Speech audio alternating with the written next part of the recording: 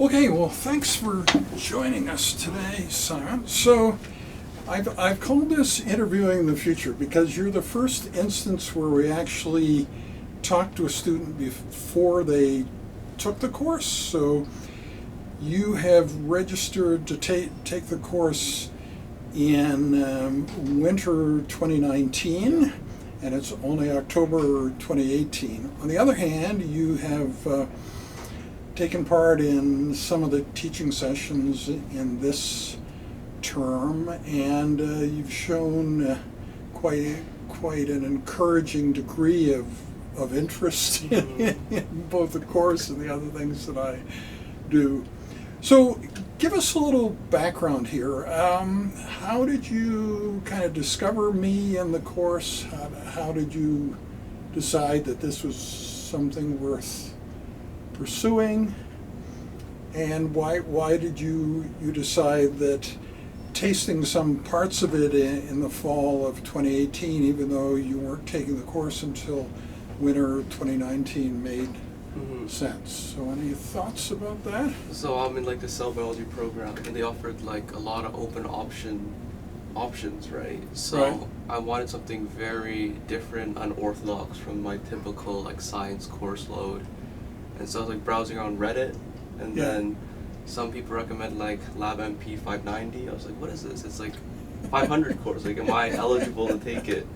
And they're Yeah. like, oh, you can take it in undergrad. And I was like, is it gonna be harder because I'm undergrad?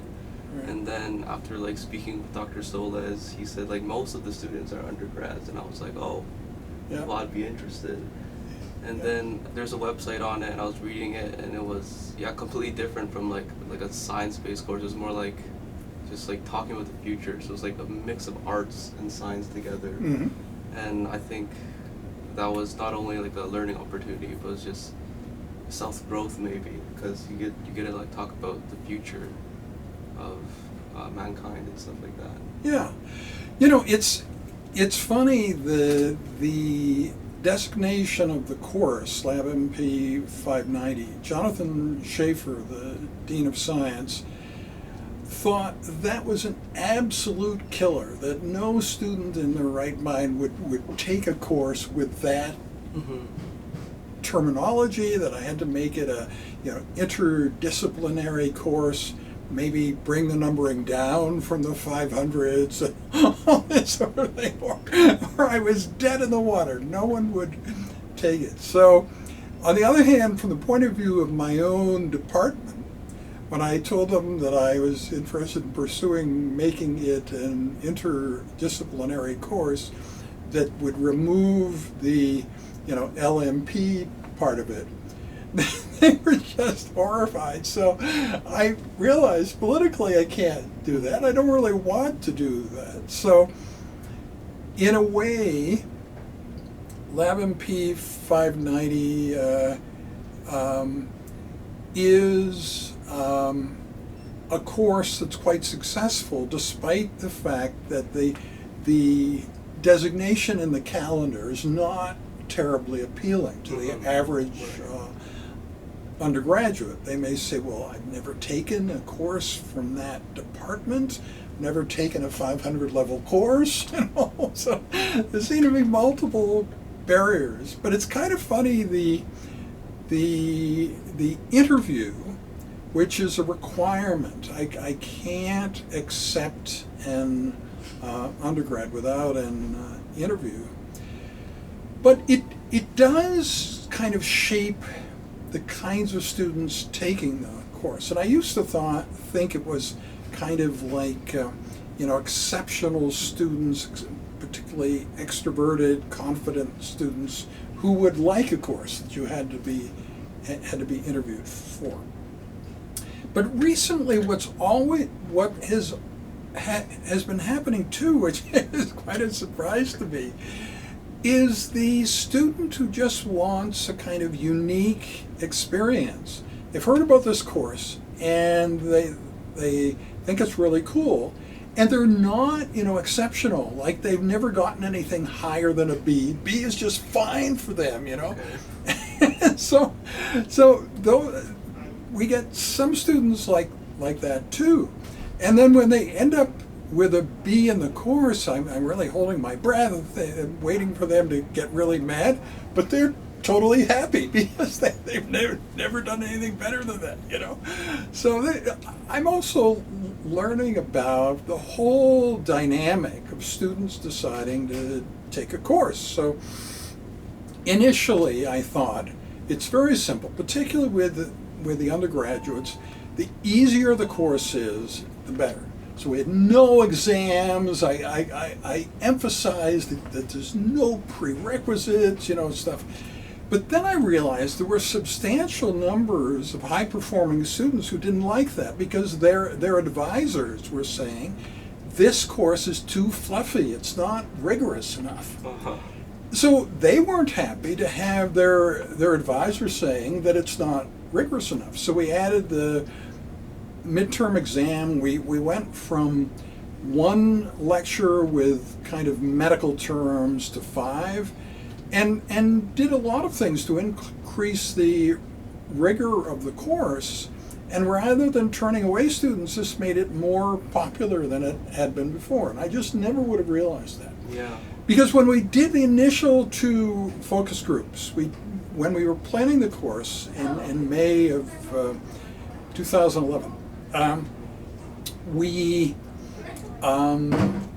did a focus group with graduate students and with undergraduate students. And the graduate students had all sorts of lofty things that they wanted to discuss. You know, of course, it would benefit humanity, that was open to everyone, that might be the start of a lifelong project for some students, that they would really get into something that would benefit the whole human race during the course and then keep on doing that for the rest of their lives and so on. But the undergraduates were talking all about grades. How are we going to grade? Are we going to grade on a curve? You know. It's so funny. So I got this kind of simplistic idea that all undergraduates care about is grades, and of course that simply isn't true. You know, they have sort of complex motivation for taking courses, just like graduate students do. It's just a little bit different, because at that level, if you're just starting your career in university and you take a course that gives you a low grade, it's just not a very favorable thing, right? Yeah, so you're kind of worried about that not happening to you. Okay, so let me ask you about this job that I'm applying for, Assistant Dean Faculty Wellbeing. So I imagine one of the jobs, the person who gets that position, is they go around to every department and they give a kind of teaching session or a lecture on what the faculty offers in the area of well-being, what the resources are, what some of the common problems are, and that sort of thing. So it's kind of like a road show, right? Going on the road, you're performing over and over and over again, potentially for every single department in the Faculty of Medicine. And I could imagine students helping me with that in 2 ways. First of all, they could actually go and help me set up. You know, we might shoot video there just like we're doing here, and you know, there would be other things that they could help with. Poorly lit circumstances, it's good to have good lighting so people can actually see the guy speaking and so on. Yeah, so there's all that. But then what about the scenario where it's really important that this be a one-person show, that, you know, I go unaccompanied, make myself look really vulnerable, right? Go into this group of strangers in some other department and give a talk, and the students are not there, are not helping me. They could still assist by helping me with other things, right? So they could help me with the myriad of other things that I do to lessen my overall load of tasks to do in a day, to free up more time and energy for the assistant dean faculty well-being. So I think either way you look at it, whether the students are helping me directly or they're helping me by sort of backing me up in all the other things Right. that I do. As you know, students are sort of integrated in practically everything that I do, and I find that a very satisfying part of my work. So how does that sound to you? Does this task of helping the assistant dean faculty well-being seem like a crashingly boring thing to you, or do you think it actually could be interesting for a young person, or what? I think the way that you described it, like it was like a road trip, like jumping faculty, it'd be like a new challenge you experience every single time. Right. Helping directly would be like co-presenting, something like that, maybe some pointers like that. Right. Yeah, so that would definitely be a very interesting experience because you get to meet new faculty, new people. They all have different views on what well-being should be like in their context. And, Yeah, I mean, it's kind of funny, isn't it, that in the tech space now, people are trying to figure out how to describe what our aims are. What are we aiming to do? And the phrase has come up of human flourishing. We should be promoting human flourishing, whatever that is, right? So I think that at some level, well-being, or like faculty well-being and human flourishing, they are the same thing. It's just sort of different vantage points, right? So human flourishing is well-being at a sort of overarching general level where it applies to all humans, and obviously faculty well-being is first of all faculty, and so on. So it's more within the university term, but they are probably similar things. So what I've been trying to do in the course, probably all these 7.5 years, is similar to what I would be doing in a more specific case-by-case way in this job of assistant dean faculty well-being. And I mean, part of it is really quite simple. And there are metrics for this. Like somebody comes into your office and presents to you a situation, a problem, and then the two of you talk and they leave. And it's possible that they leave buoyed up and more optimistic than they were before, and happier, right? And I think I'm pretty good at doing that, but so are the students working with me. So I mean, there's a kind of vibe there of like, being successful, enjoying life, that the work you have to put in to be successful is not like painful and depressing. It can actually be uplifting itself, yes, where you're enjoying doing the work that makes you successful in the workplace. And so I think that there are a lot of things about my history, my environment that make that a sort of easier sell. But that's different from saying that I would ever recommend to anyone that they try to replicate my life. I think that's not possible, probably.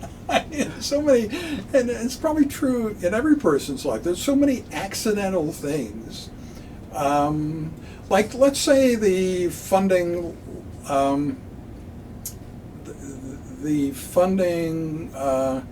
cessation from the National Kidney Foundation in 2007. This turned out to be a very positive thing. So it sounds terrible when somebody tells you that your funding's cut, right? It's holy schmoly, this is terrible. But what happened was that the CEO of the National Kidney Foundation in the U.S., it's been supporting us very well for 10 years, between 97 and 2007. And the level was around 400,000 US a year, and you know, we'd done a lot of good things with that. So he said, look, Kim, you know, we cannot support you anymore, but we're not stopping the program. We're not saying that this is ending, therefore we're winding down NKF cybernephrology. NKF cybernephrology will no longer exist. No, we're not doing that at all. We're just saying we can no longer fund it, but we want you to keep doing everything that you're doing. We think you're a pretty innovative guy. Find another way to do it.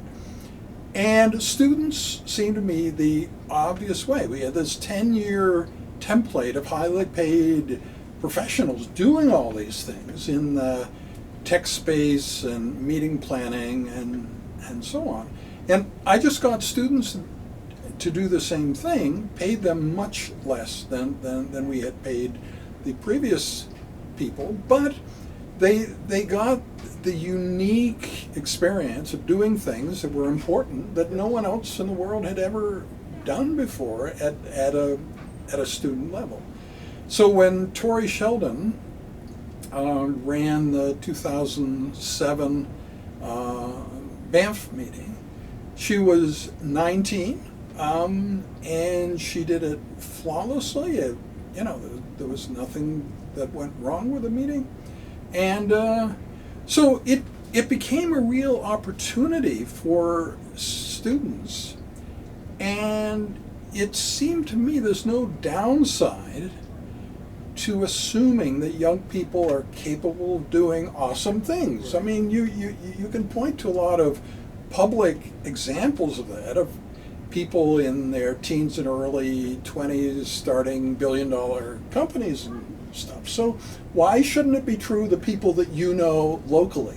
Why is it only these people like Mark Zuckerberg and stuff, those, you know, external people out there? Why couldn't it be true of people in Edmonton, Alberta, Canada? And so that assumption, like I would overtly discuss with each new young person who starts working with me, the scenario of their becoming uber famous, so famous they're surrounded by this, you know, impenetrable security, so nobody can contact them anymore, and they're leading this like remarkable life. And so it's such a privilege then for me to actually be able to interact with this person before that happens, you know, when it's still possible to like talk to them as just an ordinary person. Now, in some instances, I was wrong about that. The young person didn't become uber famous and so on, but in other cases, they did. So, you know, I knew that it's a little bit of fiction that really hurts no one, and you can't tell whether it's going to happen or not. Young people, when they start university, run a whole spectrum from people who will have extremely ordinary lives and nobody will particularly hear of them, and people who will do something really awesome, you know.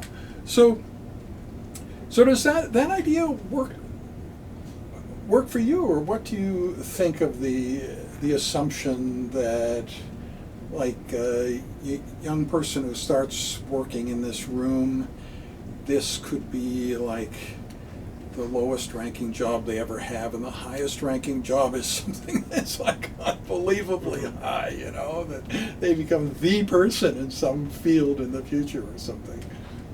I think this Lab offers like an unorthodox experience, and just looking around, it's very different. And I think it's interesting to talk about the juxtaposition where, like, starting off here and then ending up somewhere completely different. Yeah. Perhaps. Yeah, I mean, that's what I feel, that why is the office as heterogeneous as it is? Why isn't there a single theme? Like, you know, the Brito ceramics over there? Why isn't the whole office Brito ceramics? Right. Or why are there any Brito ceramics At here? all. Why isn't it all lava lamps? You know, we can have lava lamps everywhere, right? But I think it's a lot better the way it is, and with the various components of the things in the office. Some come from the students, some from me, some are recent, some have considerable history. And it just gives the students working in this room the idea that life is full of amazing possibilities. You know, you just can't tell what's going to come, right?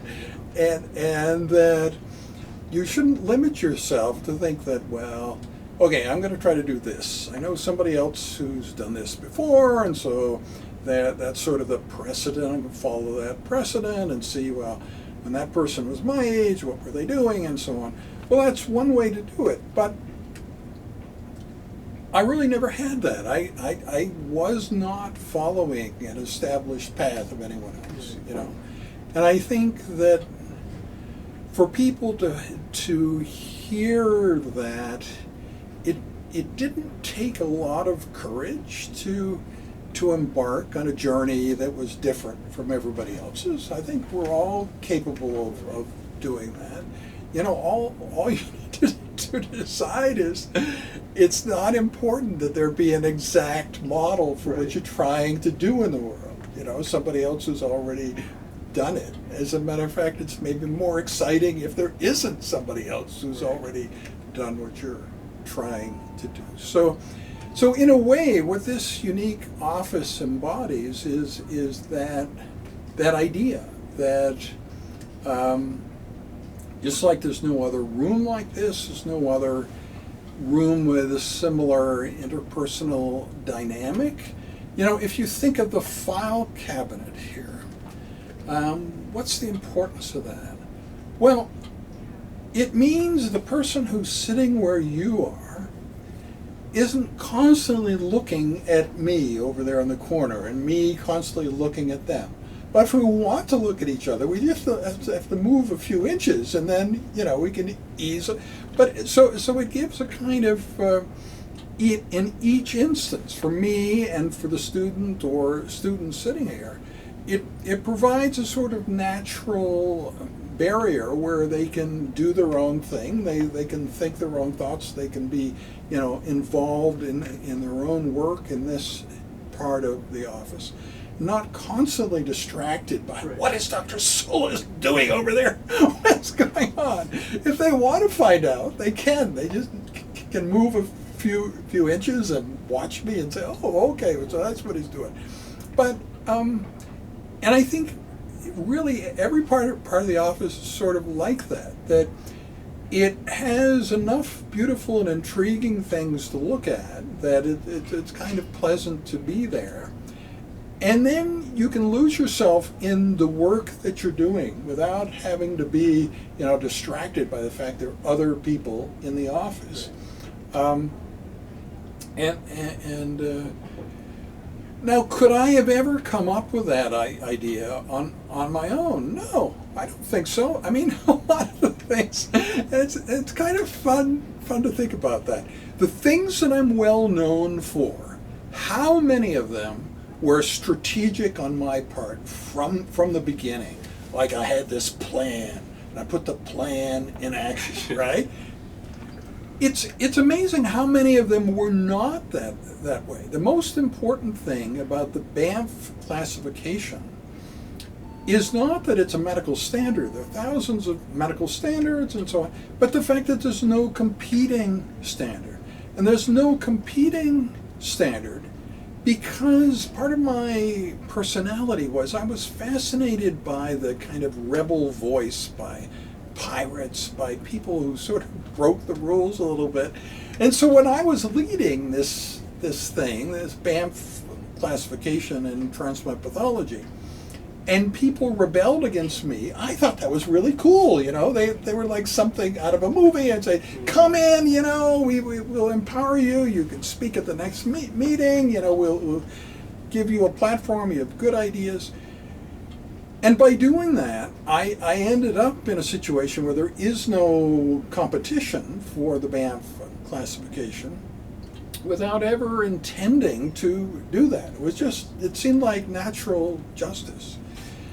Similarly, my moving into this room, I never thought of moving into this room. I did kind of wonder as we got more and more faculty, and I had a very nice office in that corridor, and the students and the medical trainees that I had were in here. And I never really thought about what was going to happen. I knew that probably something was going to happen because we were a bit short of office space. And I had one of the best offices there. So when it was proposed to me that I move in here, it seemed to me a wonderful opportunity. And I think that's a unique thing about me. Most people would have been horrified with the idea of having to share their office with a bunch of young people who haven't been alive on Earth long enough to know anything, a bunch of idiots surrounding you the whole day kind of thing. But I felt exactly the opposite, that this was a wonderful opportunity. And so both of those things that have turned out very well, and in hindsight, look like I was wonderfully visionary in doing that, were just kind of accidental the way that they happened. And so it's a matter not so much of like my having had these insights 25 years ago or 31 years ago, 31 and a half years ago when I came here, but of making use of accidental things that happened,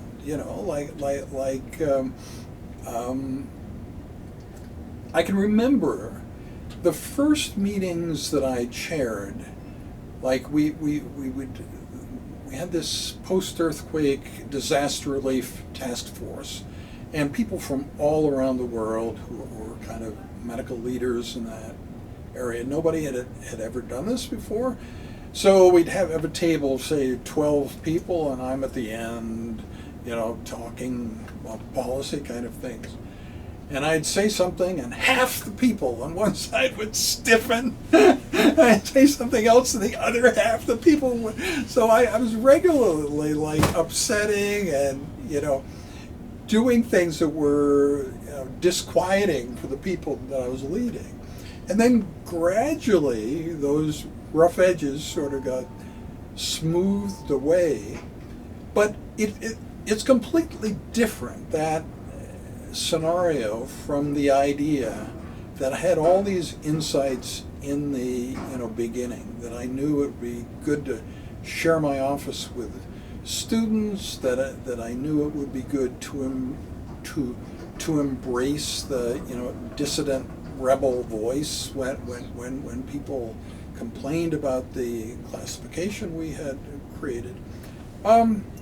So I think that doesn't stop those opportunities that are kind of accidental, that you can make use of, you can turn into something positive. That kind of keeps on happening. And if you just look at the evidence for the skills that I have, some of them were acquired quite late. I was not capable of entertaining people by, talking in front of a large group. I mean, to whatever extent stand-up comedy is a part of medical leadership, I didn't have that skill before 2013. And a lot of other things like that. My poetry was maybe satisfying to one person at a time, but I never wrote any poetry that would be broadly appealing to large groups or anything. There were many sort of fixed ideas that I had early in life. I think that it just, they were wrong. It took a while for me to be disabused of them and figure out that maybe that's not really the case. I remember giving a talk once, and there was a joke in it, and one of the women in the audience said to me afterwards, "Dr. Solez, I had no idea you had a sense of humor at all." I mean, that's not something you say to somebody who's a very accomplished speaker. And I was thinking, holy smokes! But anyway, so those things. And if you think of life as peaking at a certain time, you may be close to one of those peaks. Like, you can think of your life peaking at 18 or 21 or 30 or something like that, right? And it's all downhill after that, right? And my life just hasn't been that way at all. In a way, it looks like I'm becoming more capable as a human being with time, progressively.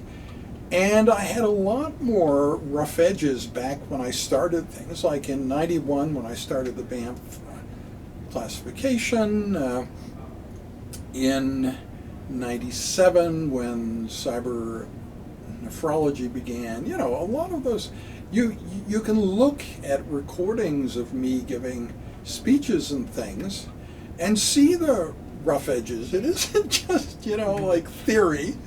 You can actually see that, like, I'm smoother at things now, better at a number of, like, human interaction things than I used to be. Now, does that make sense to you? Do you regard life as having a peak where it's sort of downhill after that? And when do you think that peak is? Do you think you've already passed it, or you're coming up to it, or how do you see your own life, trajectory? I think it's really hard in the present to know whether there's a peak or not. I think it always needs to be past the peak till in retrospect you can understand it. Right. But I know you entertained the idea that everyone's peak is different and, like, completely different. Like, yours was quite late in life. Some people peak really early, and then who knows what happens. It's all downhill from there. Yeah. But I think only in retrospect can you look back and say, so that's when it happened. If you're looking back and you feel like it's constantly uphill, then that probably means the peak's gonna happen later. Yeah. Well, so I've kind of directed most of the conversation thus far. Are there things that you'd like to talk about, or follow up subjects that relate to things we've already talked about? I know you're working on a Cell Atlas project right now. Yeah. I'd like to know more about it, like what exactly.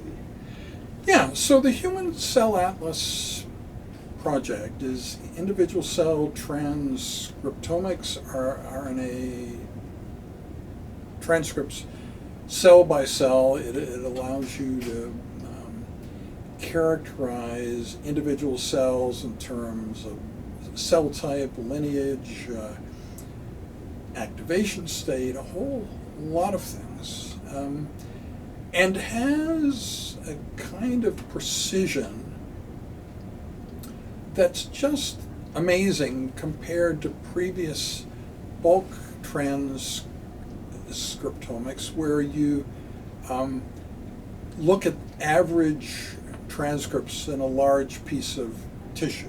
Yes. And so this is really cell by cell. And it's very exciting to me that this week, this Friday, there's the first ever talk about the Human Cell Atlas project at a really big meeting, the American Society of Nephrology meeting, the biggest kidney meeting in the world. And I'm meeting with the person giving that talk, Aviv Regev, right after her talk.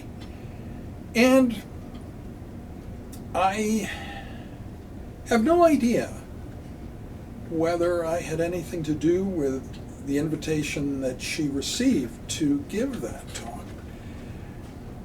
I have been complaining, I've been pointing out that there are a lot of predictable elements of the future, things that you can be absolutely confident are a key part of the future, that are left out of major meeting programs. And it's very intriguing to think that there's so much, entrenched interest in the status quo, that there's active resistance to new ideas. You don't think about meeting planning that way. But that is one element of meeting planning. Meetings, scientific meetings, are not just all about new stuff. Some of it is sort of celebrating what we've been doing for a while, right? Success of what we've been doing for a while. And so I will learn a lot on Friday from the brief or not so brief conversation that I have with this person giving the plenary talk. I think it's good to stay grounded in what the world thinks of you, not just what you think of yourself, Right. but actually, where you actually fit in the world, and whether you're doing things of high impact or actually not. The world would be pretty much the same if you weren't there, and whatever. And I think this conversation Friday is kind of grounding in that way. So I'm really looking forward to that. And I had another recent experience that was quite interesting. So one of the previous presidents of the Canadian Society of Transplantation came to our poster where we were presenting about nephrology immersion, the idea of teaching medical subspecialty topics to undergraduate students before they've gone to medical school. And he was telling me that he was in a conversation at his own institution, McGill, where they were saying, it's really difficult. People in their 50s begin to become resistant to new ideas. So, they're always like pushing back anytime you want to start anything new. He was saying there are exceptions, and he was saying that I'm an exception and I'm a role model for that. Well, if you think about how does that come about? So is this some special magical characteristic that I have that allows me to keep progressing forward in my thinking, whereas other people my age is sort of like, I like the way things have always been, I don't want you to create ripples in my still ocean. So I think it has to do with the young people around me, right? I mean, how could I possibly bear to have you guys around in this office if it was upsetting to me every time you brought some new idea, right? So it makes me naturally more open. So I think it's a natural consequence of being surrounded by young people in the office. So what about that? Have I found the fountain of youth? Is this something important? Should I write a book about this? Well, don't you think nobody would accept this idea, right? Because most people, they look forward to having a better and better office, and one that's purely private and their own as their, academic career progresses. And the idea that it might actually be beneficial for you in 1,000 different ways to share your office with the young people that you're training, while it's true and it's something that I have uniquely discovered, I think the pushback, if I tried to make this into some sort of program or recommend that to other people, would just be tremendous, because nobody's been planning on that. Like, the people in a floor where the chairman or the leader is in the corner office surrounded by secretaries and really fantastic views and furniture and so on. They're looking forward to that. And to suddenly change to some other trajectory. So I think I've discovered something important, but I think there's probably nobody out there who particularly wants to follow my example, because in a sense my affinity with students goes back to the very beginning. When I was an intern, Oberlin College, where I had done my undergraduate education before medical school, had a winter term in January where you could go somewhere else and take an important mentoring experience with somebody. So I think no intern, no physician in training had ever done one of these winter term things. Yeah. But I thought, why not? So anyway, I had these winter term students with me that January, and it turned out really well. A lot of long-term productive science relationships came out of that. I kept on doing things like that. And when the funding change occurred in 2007, that just kind of enhanced that. So that's been a very, very long time. You might say my whole career after I finished medical school has been oriented around this idea of working with students. So it's an easy thing for me to accept that it's not a bad environment just because there are young people there.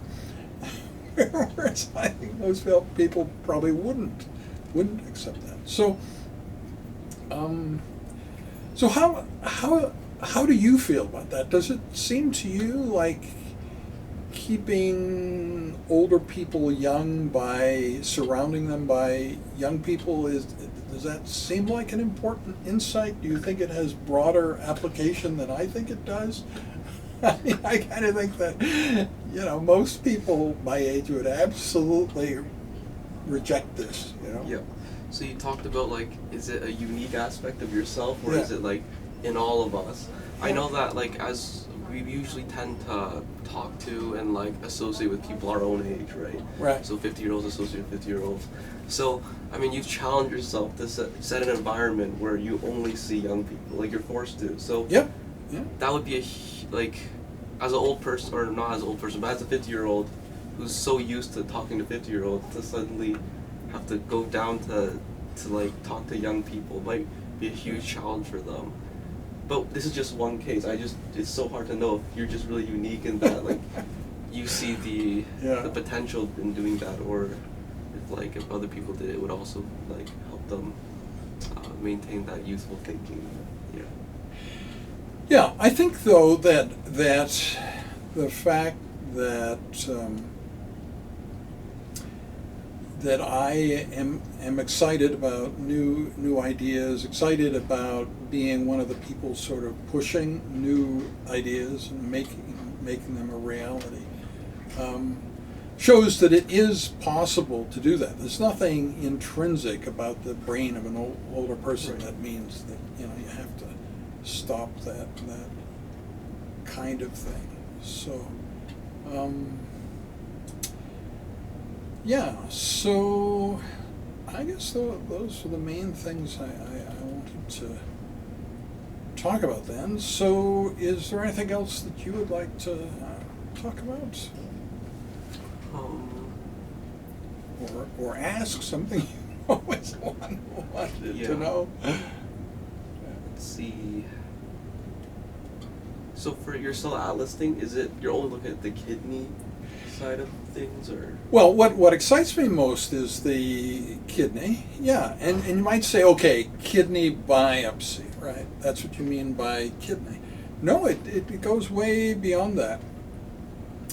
It goes to examination of the urine, because you and I are, as we're sitting here, we are shedding living tubular cells from the kidney into the urine. And if we had, kidney disease, that process would be different. We'd be shedding more cells, we'd be shedding different cells.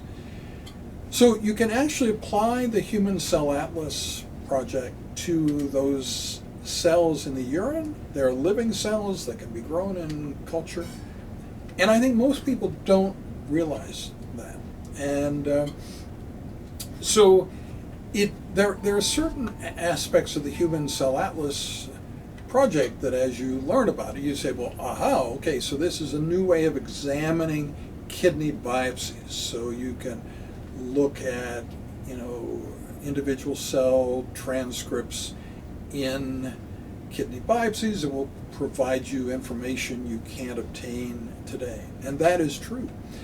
But when you look at the number of urine specimens examined versus the number of kidney biopsies, the number of urine specimens is like 1,000 or 10,000 or 100,000 fold greater. So there's much more opportunity.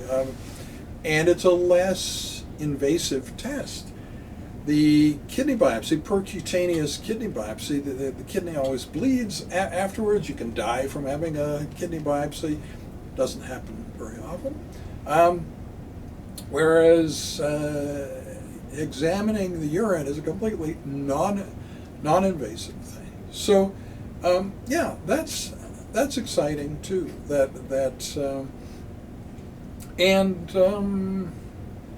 So if you think of medical practices, we've been examining the urine for a very long time. I mean, it's sort of like the earliest part of medicine. I don't think we were doing it all that well, but it was one of the earliest medical practices trying to figure out states of disease.